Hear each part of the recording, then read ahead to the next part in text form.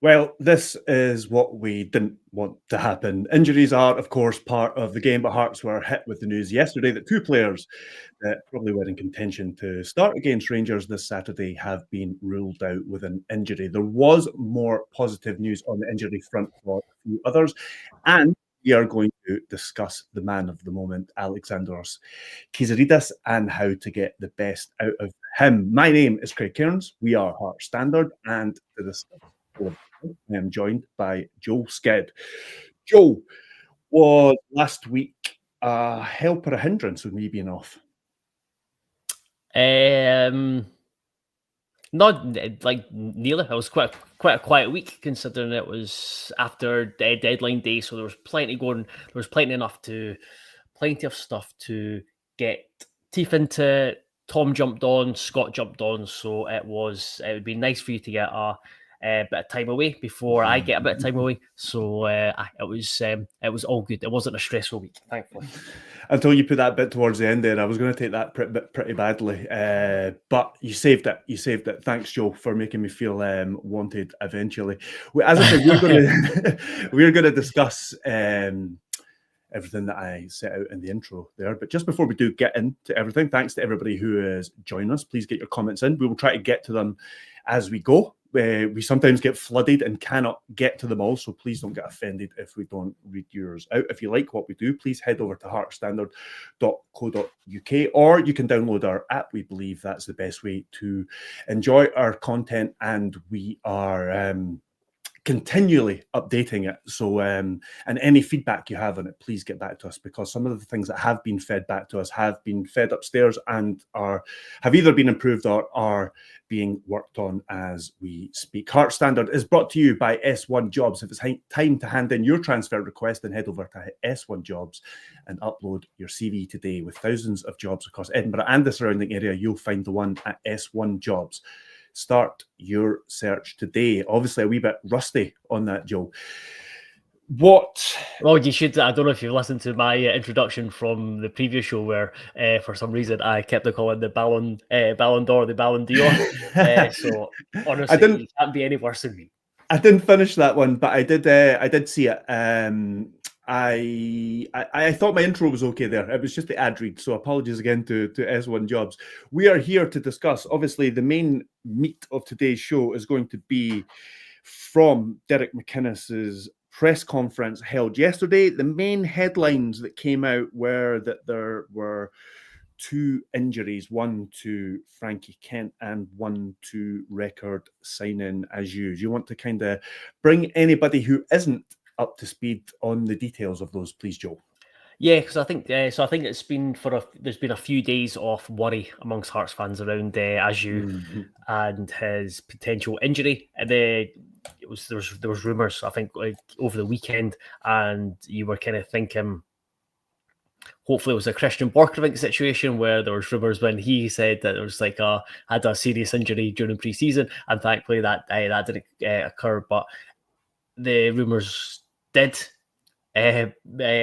true, and Ageu is set to miss at least the next two games. Asked Derek McInnes about a timeline on his, so he's got a hamstring injury. He felt it on the Monday after the Livingston game.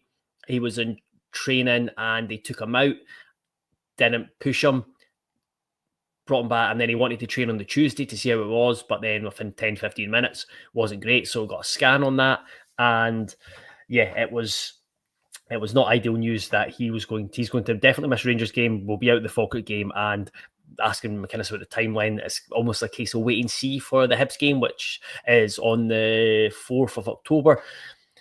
Initial feeling from that is not good around that, so that's a massive blow, because I think we've all seen from the glimpse we got of Ageu against Livingston, and then just the way that Derek McInnes spoke about him afterwards, and there was also the way he spoke about him yesterday when he was asked about his strongest 11, and basically said there was like almost a spanner in the works, considering that Ageu would have definitely been in there. So we talked about what he allows Hearts to do in the midfield. He elevates it, he brings a different dimension.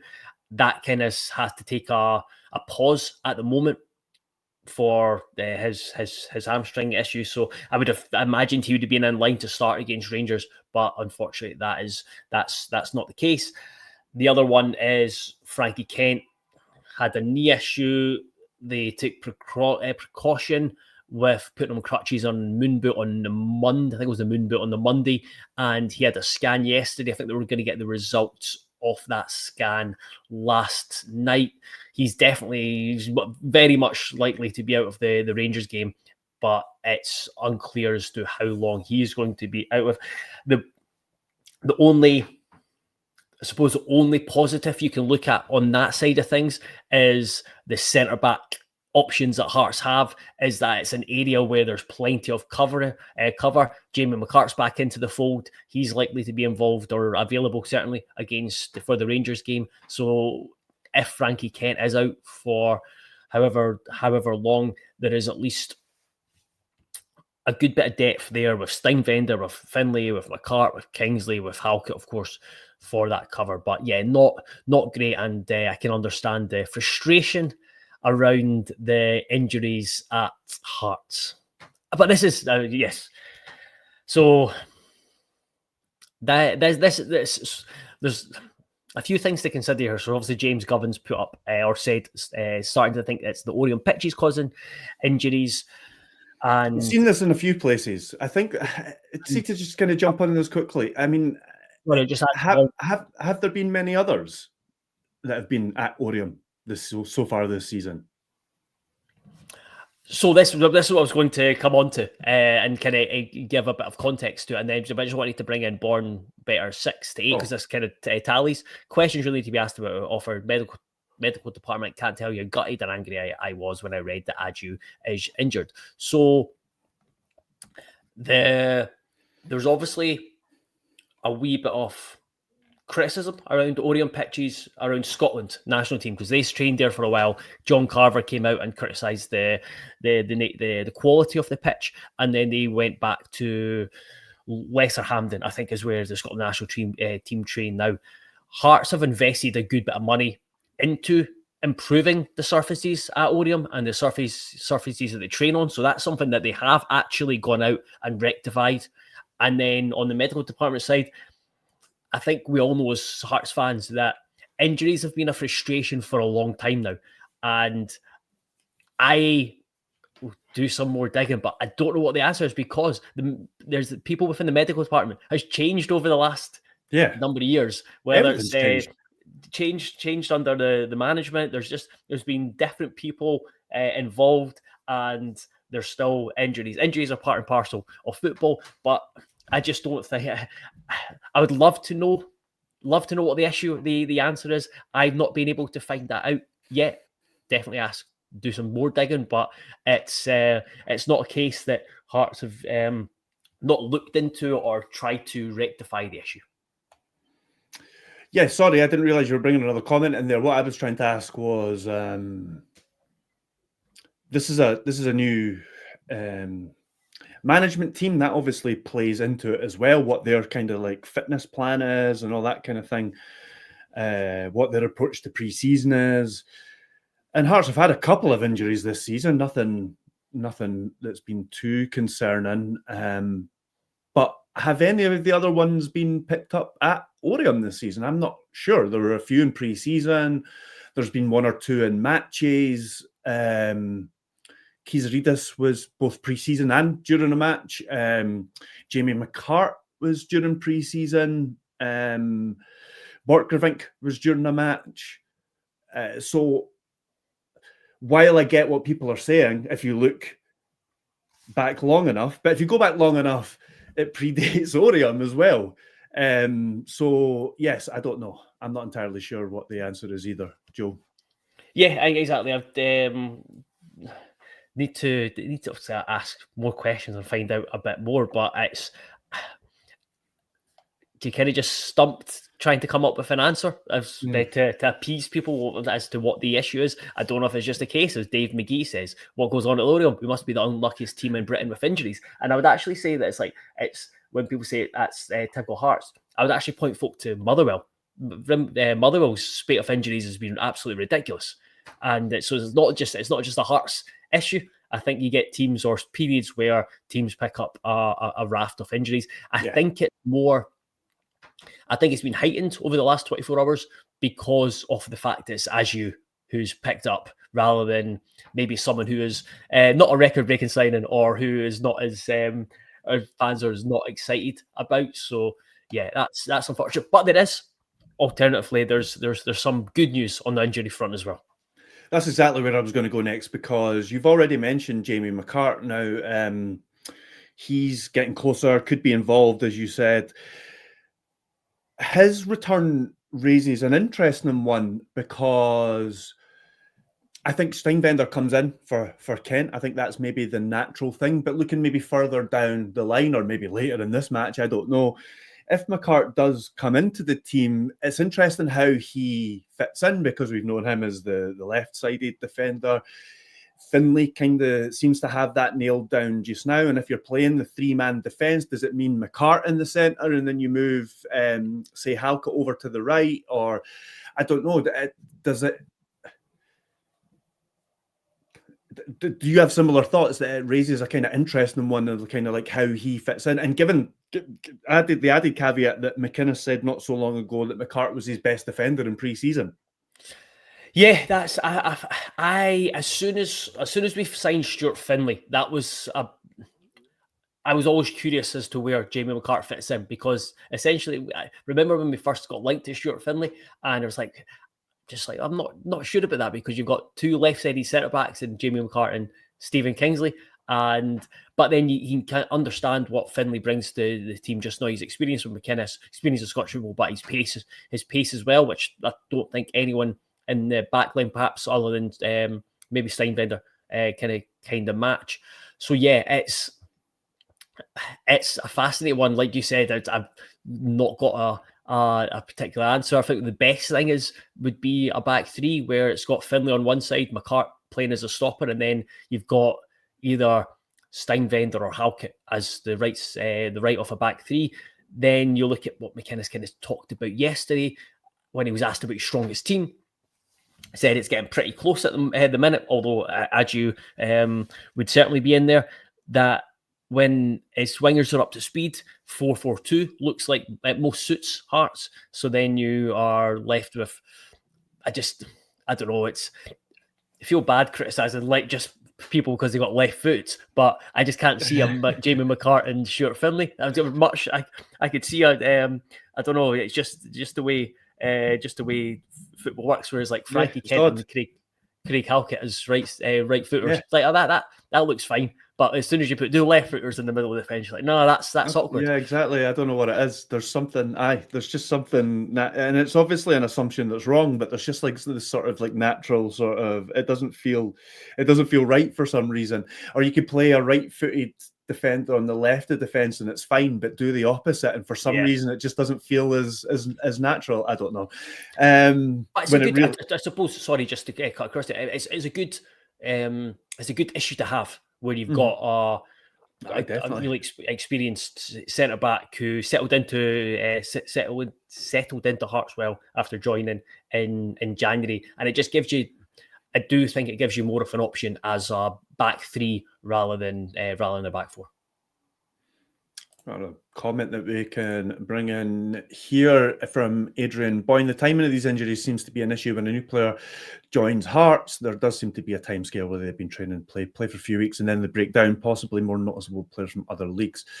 Is it a training regime and intensity issue? Again, I mean, is this not at the moment just a one-off? I don't see this being something that, because Kyziridis was kicked in the game against Crawley, and that's why he was set back a few weeks. I'm not sure if there's any others I'm missing. Forgive me if there's any others that I'm missing. It could be very well that is Ageu's issue. That is like a sort of adaptation. There's a different climate, all these kind of things. There's so many variables when players move. There could be something there, yes, but in terms of it being an intensity and training thing, I think I would have to see it happening more often before I saw it as a pattern with this management team or whatever. I would also say that the intensity, I think that would be more. That would be a longer. I think you'd probably see that like over longer period of pre-season rather than the fact that he's just came in, played on as Martin Taylor said, played on the Livingston pitch. If we're going to chuck shade at anyone, let's just chuck it at Livingston and their plastic surface. But he's not. Livingston, as far as aware, was his first game. Certainly his first competitive game of this season. So hopefully it's just him getting back up to speed, and it's a bit of a niggle. As a couple of comments, one that. I'll bring in just here. Sorry. I was just saying Jim Ogg was paying 1.7 million for a player, then him being injured before his second game as Pete Hart's. Just hope it's not Hoff situation where it's he won't be out long, then it's a year later. Absolutely, couldn't agree more. And the one positive again is Derek McInnes notes it's rubbish having these early season injuries, but because of international breaks, it's not the worst time for this to happen, especially if Hearts getting a free week next week, so they're not missing too many games. But yeah, it's probably with Ageu, it's too early to say like what brought it on. And it's too hard to say if it was anything to do with the intensity of Scottish football. He's not been here like that. I don't think he's been here long enough to kind of figure that out. Exactly. David Brown came back in with Borchgrevink as another example, which is true, but at the same time, that looks more likely. He arrived injured. That looks and came with a history of injuries.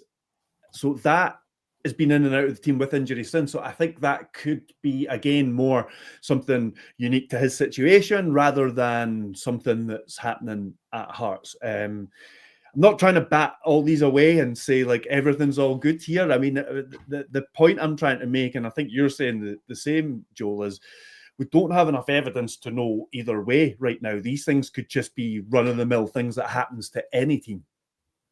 Yeah, I absolutely, and it's one of those where if players keep breaking down, or if there is a similar injury that keeps happening, for example, Neuenhoff had his was a bad hamstring injury. Again, it happened like in a game, whereas Ageu was hopefully just a hamstring niggle. If these hamstring issues persist over the course of the season, whether it's with different players or for the same player, then that's something that's maybe something that would have to be looked at and think, right, something's going wrong here. But I do think within this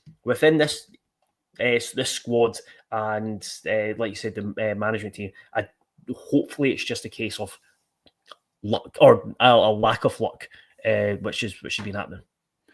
We kind of talked about Borchgrevink there. Just the update on him is that Hearts kind of, gamble's not the right word, but Hearts had a different view to what the kind of scan results were saying a few weeks ago and decided to err on their version of things, thinking that it'd be back a bit quicker than what the scan suggested, and that seems to be trending in that direction at the moment, even though he's still a bit, he's further away than McCart, for instance. Another player who is making a bit of progress is Craig Gordon. Charlie Simpson says here, do you think Craig Gordon will make a return sometime soon? Would you see him as backup or a number one? And then kind of relatedly and more immediately, Brian is asking, do you think the new keeper, who's Alexandros Schwolow, will be our new number one? Charlie Simpson also came back and said I'd give that new keeper a start. What are your thoughts on, but first of all, Joel, the goalkeeper situation is looking a bit healthier than it did before we went into this international break. Yeah, it does, absolutely. I think even though we got another injury. Yeah, Liam McFarlane, hopefully it's not serious, and he had an unfortunate injury and a difficult injury, but not a long-term injury, thankfully. But with Gordon, Derek McInnes said he was going to have a conversation, that he's really stepped up his recovery in the last couple of weeks. He's really kicked on, played in the bounce game, and he'll have a conversation as well that he can be involved on Saturday.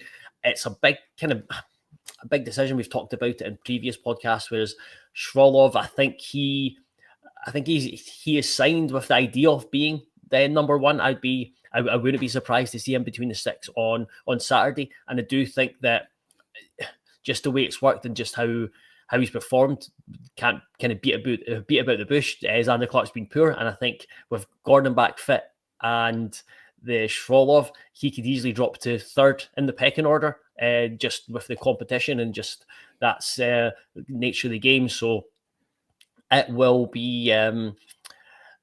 I think Gordon won't automatically be number one. I think there'll be a real strong competition, and if I was to say who I think would be certainly viewed as number one going forward in the short term, and then to see how it develops, probably be Schwolow.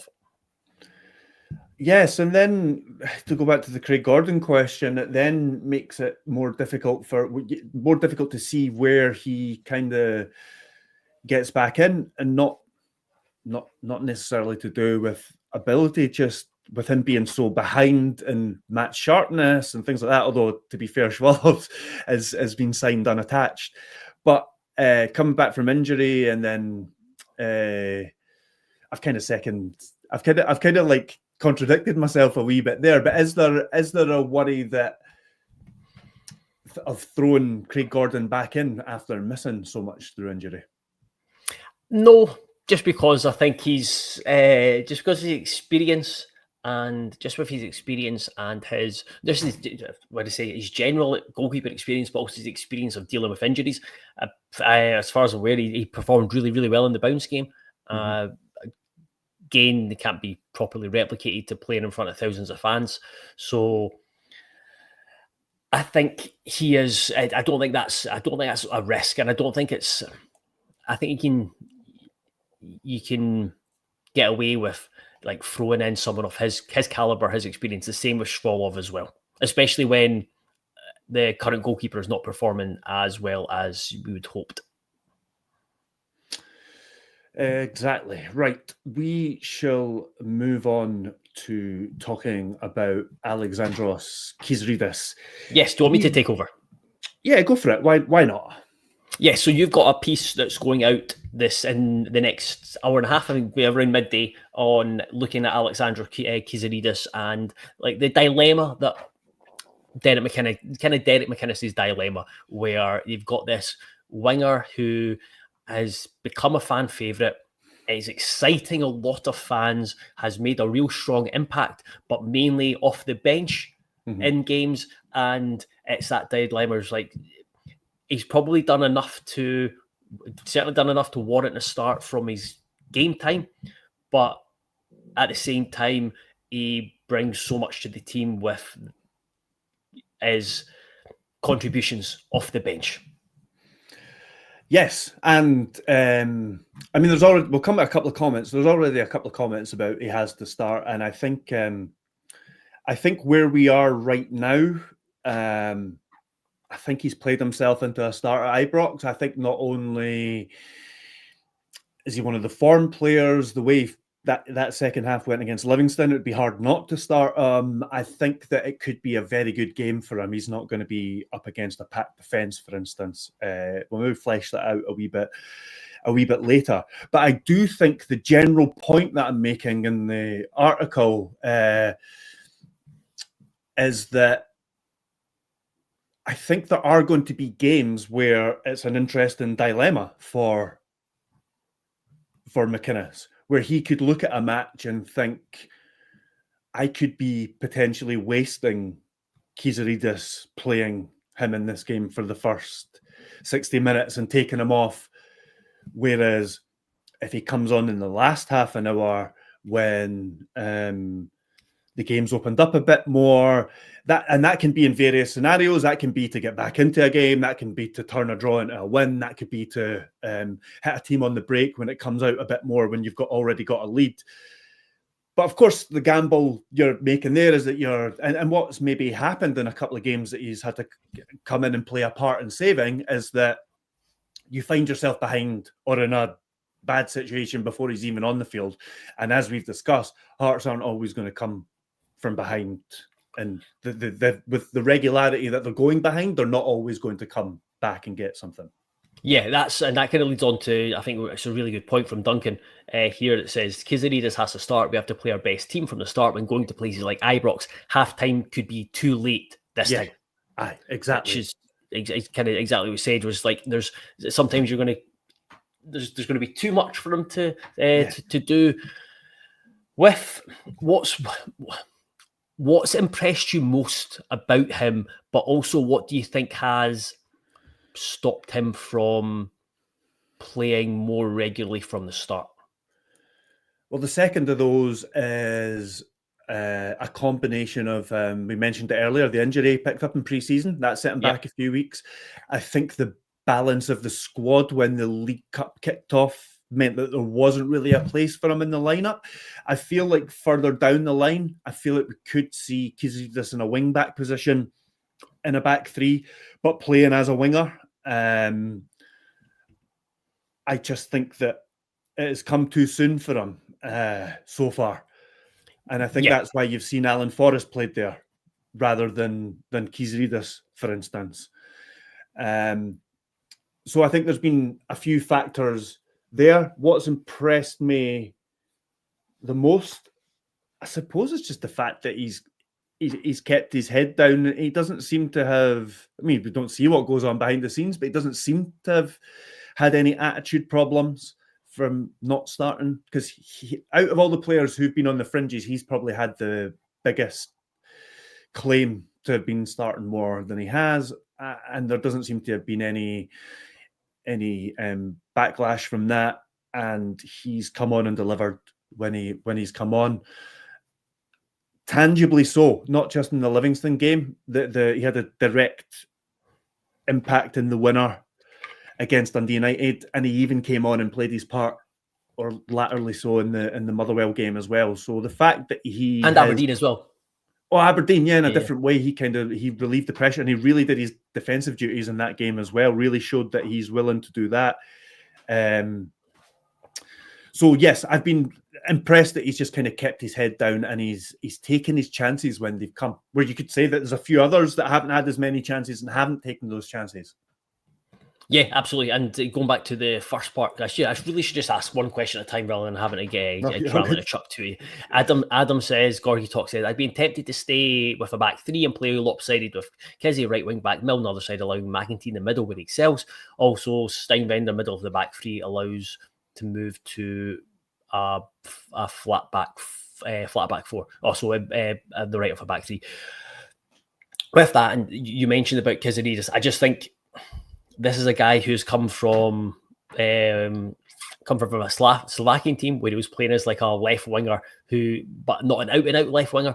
Mm-hmm. And I just think it would be too big of an adjustment so early on in his career, where he's gone from playing as a really attacking left winger with a goal threat to playing as a right wing back. But I do think that's probably something that will be a more like a medium to longer term project of McInnes, both with Jota and Kyziridis, just to work on that side of things, where it gives them that flexibility to further down the line, go with a back three and play actual wingers as his wing backs, which he likes to do. Exactly, yeah.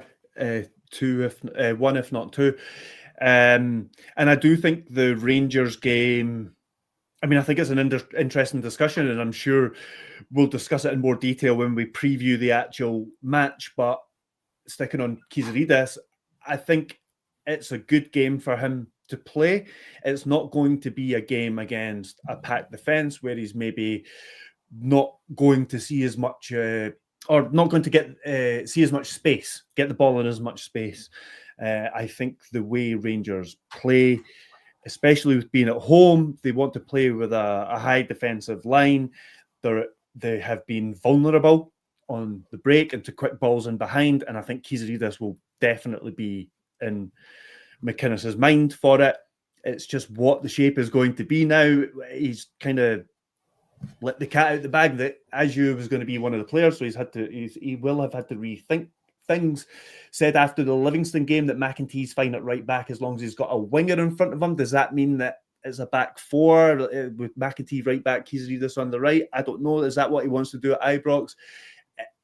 I don't disagree with Adam that it could still be a back three, because I don't think he would play a back four just to play one player. So it's still, the predicted 11 is still going to be a nightmare. Yeah, I was just thinking that. It's like, right, I'm going to probably pass that on to you this week. Just a couple of comments about Saturday and Kyziridis. So I'll kind of go all over the shop here probably, but Chris Barrett says Saturday's a true test to where we are as a club. Kyziridis and Braga must start. Pressure is key, and we have to set about them. One thing I would say about the two of them, and this stuff will come out later on in the week, just because stuff has been held over. But I asked McInnes yesterday about the mentality aspect of going to Ibrox, and it really is something that's, I think, just as big as the game plan or how the Hearts set up or the formation, etc., is just how the team's mentality, the collective mentality. You've probably got a lot of scar tissue there with players who've got experience of Scottish football and certainly experience of Hearts, because Hearts have not won at Ibrox. So there's that. I don't know how much that will kind of stick with people. But on the flip side, you've got new guys coming to the country, and or into the club. I just look at Kyziridis and Braga as two guys who look like they would thrive in an environment like Ibrox, where it is a massive, it's one of the best stadiums in the country, a massive crowd, a lot of expectation, a lot of demand, and they seem like two guys who'd rather than wilt and be cowed by the environment, would actually thrive in that and just and feed off the I was going to say energy of the crowd, but the disdain of the crowd, because it's obviously be 49,000 angry Rangers fans.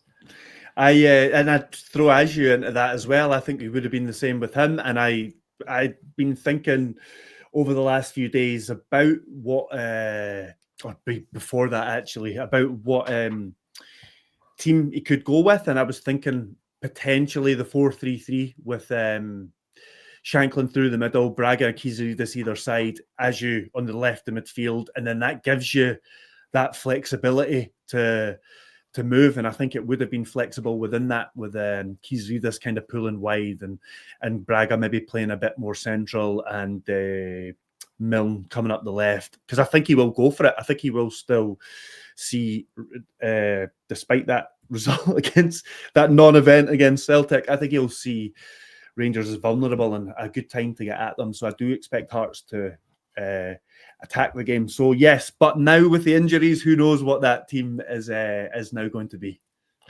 Yeah, Gorgie Boys podcast, like you said, would like us to go 4-3-3 on Saturday and have a go at Rangers. They're vulnerable and they can be got at, but we need to be at it from the first minute, press them high and don't let them settle. Certainly on that, but it's going back to what I asked you about what you liked about Kyziridis, and I think Graham sums up my feelings well. He's a proper winger. See too many wingers these days turn back and it's keeping possession, but his first thought is to take his man on and get crosses in, and that's what you want from a winger. And again, I think that positivity at Ibrox would be massive, whether it's going to be off the bench or from the start. I would very much like to see a start. I'm leaning more towards, we'll obviously go into this in greater detail at the end of the week, but I'm leaning more towards some sort of 4-3-3, whether that's, but it might mean the front three, what you said, Devlin in the middle, McInnes in the middle, and maybe Steinvender at right back with his pace, because Rangers, one thing they do have, they've got a lot of pace in wide areas. So I think McInnes might look to go for a quick defence, and that means Steinvender, that means Harry Milne, that means Stuart Finlay all playing. But can get into that greater detail at the end of the week. And like Graham Short says, I'm not confident for Saturday only because it's Rangers. I mean, as we know, we don't do anything against them. True that, amen. What can we do to get the better of them? Make me feel better. We'll discuss that in greater detail on when we preview the game on Friday. But the one thing I would say is, Graham, law of averages. Hearts are bound to win there at some point, and why not? Why can't it be Saturday? I just really wish there hadn't been an international break. I feel like that's played in their favour, and that's even beside the injuries that Hearts have picked up. I was thinking this before the international break, just the kind of momentum that Hearts were on, it kind of kills that a wee bit. Rangers can kind of work on things a wee bit. They've got a wee bit more time to work on things that maybe haven't been going right, but. As long as they haven't improved too much on that defence, that vulnerable high defensive line that they play, their goalkeeper's still got a wee bit of a sort of hangover from the things from last season that saw him dropped at one point. If they haven't made enough progress on those things and Hearts turn up, then there's every chance that Hearts finally get a win at Ibrox. But yeah, those probably need those things to go in Hearts' favour, I would say. Yeah, I like you. It's frustrating this the way that the schedule is. Our own fault for not playing next week because got knocked out of the League Cup. But it's there's not been, after such a good kind of start to the league campaign, the early international break. You're back for one game, then you've got another week off, and then you're back for a couple of games and another week. It's kind of it's a wee bit too stop-start for my liking, but that's it is what it is. I do think that Hearts will go there with a really good attitude, good mentality, and go there trying to win the game rather than going there and trying not to lose, which I do think there's I think it's important quality to have, that you can go there, and it's just like that. It's trying to get that belief that Hearts can go there and win. And I mean, if I was Derek McInnes, I'd just be showing clips of Rangers this season. I was like, you should be believing you can go over there and beat this Rangers side. Give up. Lump balls in behind them and run. That's what I say. As Dave McKee says, you just know Rangers are putting a performance against us. On the flip side, us, that we won't put a performance against Rangers. It's nothing against this. It's nothing against this Hearts team, this Hearts management team. It's just history that takes going there and struggling. Before we finish up, I just you've added these, but we've got to bring them up. But this is kind of just shows. This is going back to Kyziridis. I'll get rid of this media asset. Kyziridis.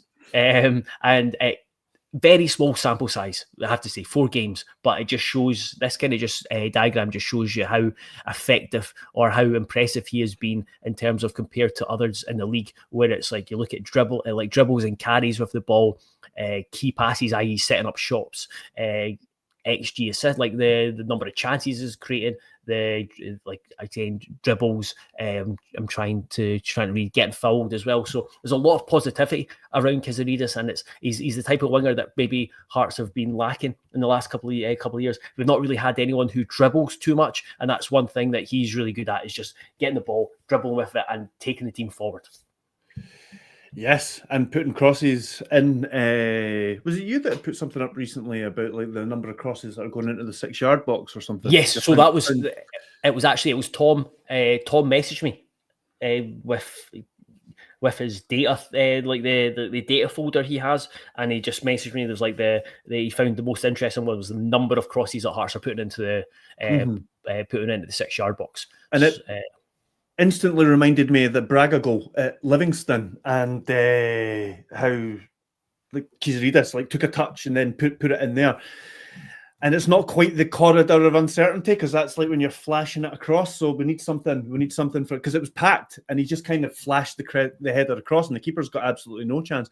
But it seems to be something that Hearts are trying to do. But yes, that radar should come with a heavy caveat that it says there like 1.6 90 minutes he's played or something like that.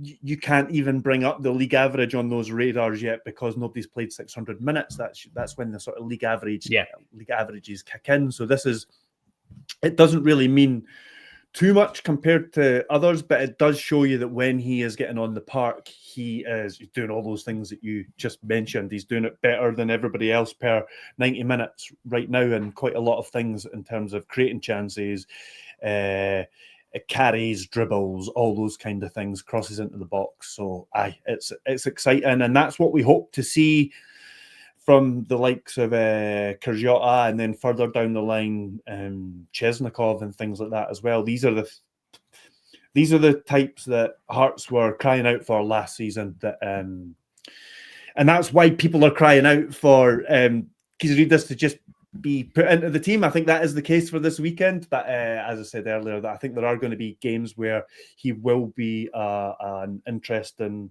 option off the bench, and I think what he's done so far shows that. Yeah, 100%. I'll just finish up with a couple of comments. Kenneth H says, most important performance on Saturday is likely to be Stephen McLean's, and Hearts getting something positive from Ibrox. Every week we have moaned about the referees, and it's been true. And I don't want us to become one of those. I don't want us to become that, but it's been poor this season. No, absolutely. I'm the same, but I've just highlighted just because I've probably expressed my what's the word? Express Prejudices? my, or just kind of just frustration with Stephen McLean's performance in general. Just as I a agree. referee. I'm not having a go. It's just I'm just warning that I just don't want to become those people that moan about the referees every week. They're making it easy for us. Yeah, Even the exactly. Scotland one last night. Was it last night? The night before, sorry. Night before, yeah. Aye, all over the place.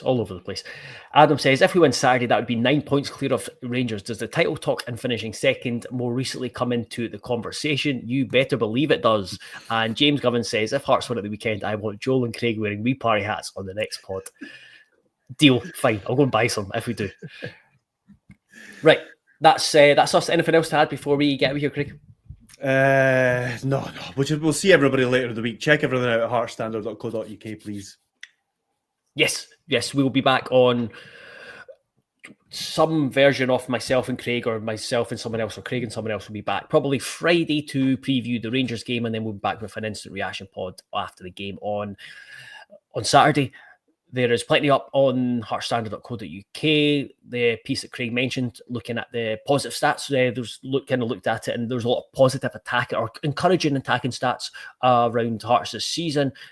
Check that out. We've got Craig's piece on Kyziridis coming up at midday, and over the next couple of days we'll have more reaction from the press conference, plus a big feature on the last time Hearts won Ibrox. That was back in 2014. Hope everyone enjoys their, what day is it today?